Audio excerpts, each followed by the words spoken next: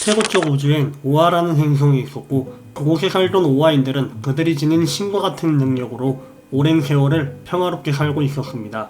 그중 크루나라는 황과학자가 우주 탄생의 비밀을 알고 싶어 했고 그 비밀을 파헤치는 실험을 하던 중 빅뱅이 일어나 하나뿐이건 우주가 셀 수 없이 수많은 새로운 우주, 즉 멀티버스가 만들어지게 됩니다.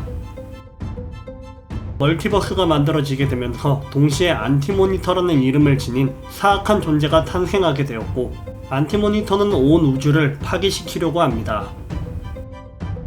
하지만 멀티버스에 존재하는 무수한 히어로들이 그를 막기 위해 손을 잡고 그와 맞서 싸웠는데요. 그 전투의 영향으로 인해 우주의 시간 자체가 새롭게 쓰여져 단 하나의 지구만 남게 됩니다. 멀티버스에서 단 하나의 지구로 남게 된 이 지구는 훗날 새로운 지구 뉴어스라 불리게 됩니다. 한편 뉴어스에서는 수많은 사건들이 연달아 터지는 중이었는데요. 아이덴티티 크라이시스 스토리에서 기억을 조작당했다는 사실을 알게 된 배트맨은 더 이상 히어로들을 믿을 수 없게 된 나머지 그들을 감시하기 위해 브라더 아이라는 인공위성을 만들어냅니다. 그러나 곧 브라더 아이의 통제권을 맥스웰 로드라는 빌런에게 빼앗기게 되고 로드는 메타휴먼을 통제해버릴 수 있는 오막 프로젝트라는 것을 실행하는데요. 그렇게 만들어진 오막 군단으로 인해 히어로들은 전례 없던 위기에 처하게 됩니다. 그런 그를 막기 위해 원더우먼은 어쩔 수 없이 그를 죽여버리지만 로드의 계략으로 인해 그녀가 로드를 살해하는 상황이 전 세계에 생중계되고 그녀의 평판은 바닥을 쳐버리게 됩니다. 배트맨의 감시와 원더우먼의 살인으로 인해 슈퍼맨, 배트맨, 원더우먼 사이의 불안은 점점 더 심각해져만 갔고 엎친 데 덮친 격으로 로드는 죽었지만 브라더 아이는 스스로 지성을 지녀 계속해서 오막군단으로 여기저기를 습격하는 중이었습니다. 한편 우주의 어떤 공간에서 이런 모습을 지켜보는 이들이 있었는데요. 그들은 다름 아닌 멀티버스가 하나로 합쳐질 때 살아남은 다른 지구의 존재들, 지구 2의 슈퍼맨, 지구 2의 로이스 레인, 히어로와 빌런들의 위치가 반전된 세계인 지구 3의 히어로 루터의 아들 알렉산더 루터 주니어와 지구 프라임의 슈퍼보이였습니다.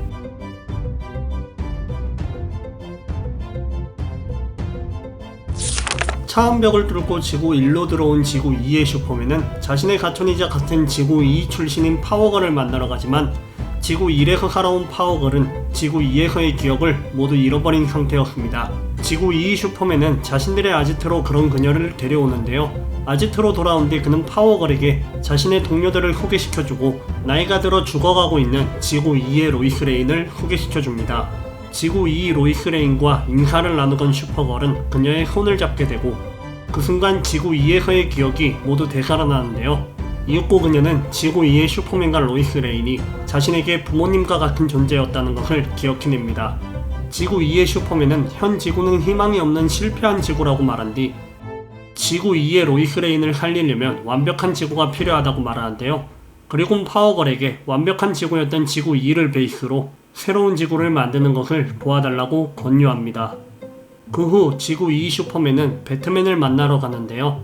그는 배트맨에게 지구 2에서 완벽한 인생을 살았던 배트맨에 대해 얘기하며 자신에게 동참할 것을 권유하지만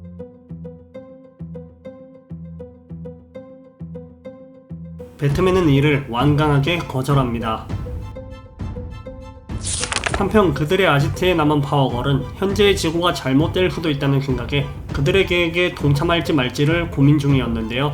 망설이는 그녀의 모습을 본 지구 프라임의 슈퍼보이는 그녀에게 지구 2 로이스가 쓴 수첩을 건네줍니다. 그 수첩 안에는 지구 2 로이스가 파워걸을 그리워하며 적은 글들이 빼곡하게 있었고 그것을 본 그녀는 뉴어스의 히어로들과 힘을 합쳐 지구 2를 구하겠다는 결론을 내립니다. 그리고 그녀는 자신의 생각을 얘기하기 위해 다시 아지트 안으로 들어가지만 그곳엔 아무도 없었고 그렇게 그녀는 아지트의 깊숙한 곳까지 들어가게 됩니다.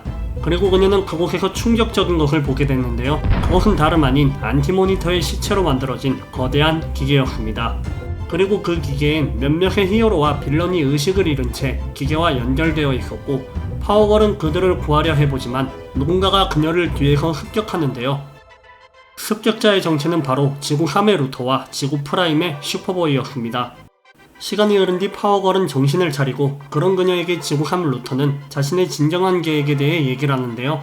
스스로 만들어낸 기계를 통해 멀티버스를 부활시킨 뒤 무한한 지구들 중에서도 가장 좋은 면만을 섞으며 단 하나의 흠도 없는 완벽한 지구를 만드는 것이 그의 계획이었습니다. 그러면서 그는 브라더 아이에게 지성을 준 것도 오막 프로젝트의 진정한 배우도 자신이라고 얘기를 하며 지구 2를 살리겠다는 계획은 최종 목적이 아닌 그저 과정일 뿐이라고 얘기합니다.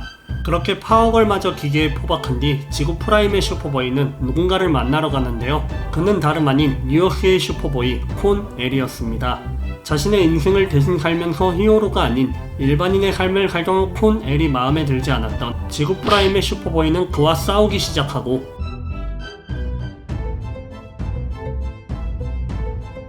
콘 엘이 당하던 와중 그를 도와주기 위해 다른 히어로들이 나타납니다. 그들과 맞서 싸우던 지구 프라임의 슈퍼보이는 힘을 통제하지 못하고 히어로들을 죽이기 시작하는데요.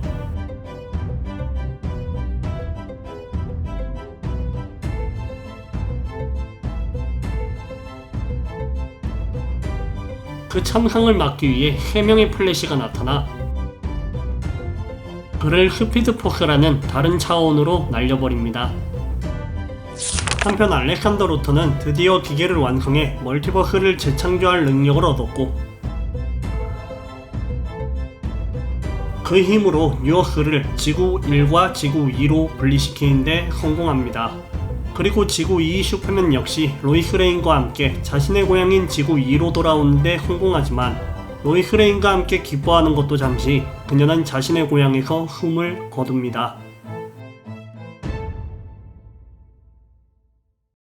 지구 2의 슈퍼맨은 로이스 레인을 껴안은 채 절규를 하고 마침 지구 1에서 그 소리를 들은 슈퍼맨이 그곳으로 오는데요.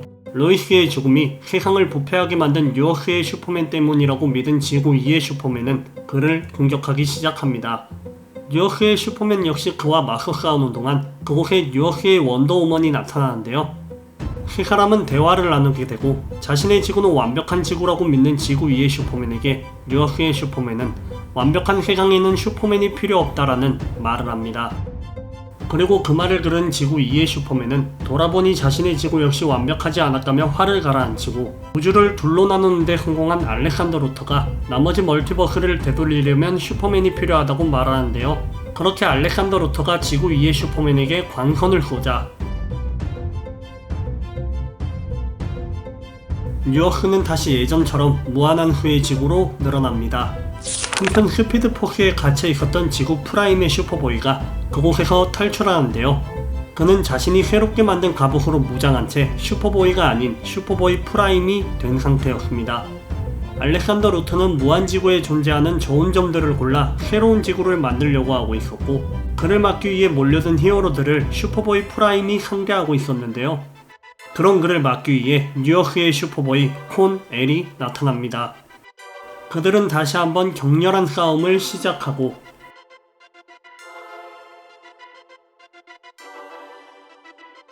그 여파로 인해 알렉산더 루터의 기지가 파괴되고 마는데요. 그러자 지구는 다시 새로운 형태의 뉴어스로 돌아갑니다. 그린랜턴 시리즈로 유명한 제프 존스가 스토리를 맡은 인피니트 크라이시스, 골마 터져버린 히어로들의 갈등으로 인한 부작용과 그 틈을 노리고 들어온 우주적인 존재에 의한 위기를 그려낸 작품입니다. 1985년에 출판된 DC 코믹스의 초대형 크로스오버인 크라이시스 온 인피니더스의 후속이 되는 작품으로서 DC 코믹스의 역사 자체가 워낙에 오래된 만큼 불필요한 내용과 어려운 설정들을 주기적으로 한 번씩 정리하는 그런 내용이 되겠습니다.